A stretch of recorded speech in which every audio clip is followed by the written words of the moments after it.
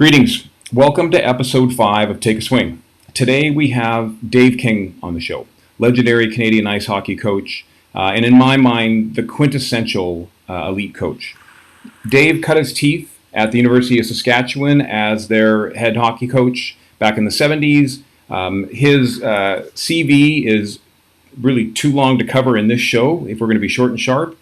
And he started off at the university level, of course, worked his way through junior, lots of national team duty, worked up to the Olympic level, into the NHL with several teams, and then into the Russian League. And in addition, the number of honors that Dave has received is significant. The Order of Canada, Olympic Hall of Fame, the Order of Hockey Canada.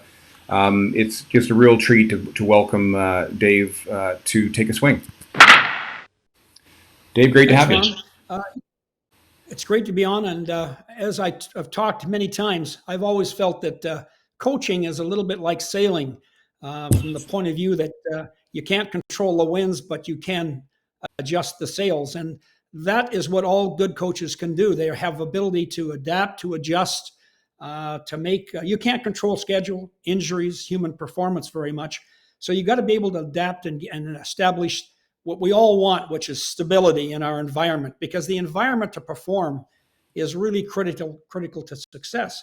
However, within every team, you have standards, and your standards, when they evolve from your team and are performed by your players, they start to become the norm that's really, really important within your team. For example, in ice hockey, when somebody blocks a shot and we see it, we appreciate it, we acknowledge it, there's a pretty good chance he may do it again, or somebody else also may do it again for us. So you start to build within your team standards that are very important to your success, and they drive everything. So when somebody falls below the standards, you have to deal with that. And now you're into a very delicate area because you establish relationships in time, but part of coaching is you actually break relationships. You have to repair relationships. The key is, when you're repairing relationship and you have to deal with an athlete one-on-one, don't make it worse. So you need good, strong self-management skills.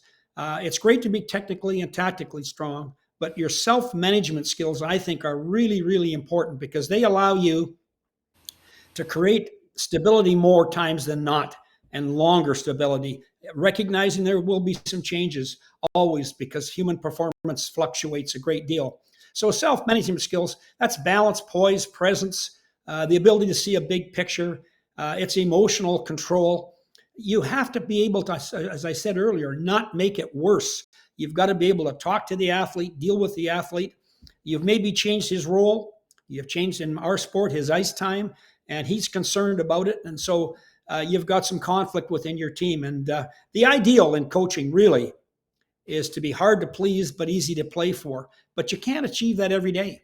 It fluctuates. Yeah. And so in coaching, you learn after a while to adapt, to adjust, and try to accept the fact that some conflict is normal. It's going to happen. You have to be good at dealing with it. And so self-management skills is often a part of coaching that I think is overlooked a little bit in favor of tactical and technical. Dave, you're preaching to the choir. So much of my work that I do with coaches and leaders is around self-management. We almost never get off of it. Where do you think you went back in the early days to help kind of sharpen that part of your tool set? Well, I observed people that were, I thought, really good models of coaching, guys that showed that they could have successful teams, and they seemed to always be so stable, in control, and their teams seem to always be on the same page. And that's George Kingston, Claire Drake, famous Canadian college coaches that were good to me. But, it is an evolution. And in coaching, you find when you're young at coaching, your emotions can run high. As you get more experienced, you gain control of that. At least you should gain control of that. And that's the essence to coaching development. Yeah. And that the turbulence around relationship management, I think, obviously in the 70s and 80s, we weren't dealing with as many helicopter parents or social media. How do you think it's maybe different today for younger coaches to manage that as compared to back in the day when you were first coaching? It's much more difficult now. I mean, players are they're coached so well from all the way up from Pee Wee right up to Yeah. to college hockey or above that. So, they're very entitled, and they should be. They have an opinion they want to give, and they should be allowed to do that. And in my era, when I first started out, we had the authority. It was my Yeah. way or the highway. Yeah. Now it's very, very democratic. And Yeah. beyond just the athlete, you have a lot of other factors: parents, agents, advisors, skills coaches to deal with. So it's a much more Right. complicated picture. So Yeah. again, self-management skills become more and more important in the future. Yeah. Great way to close. The audience has spoken. Dave, a brilliant episode 5 of Take a Swing. We're so grateful that you joined us. Thank you, Ron.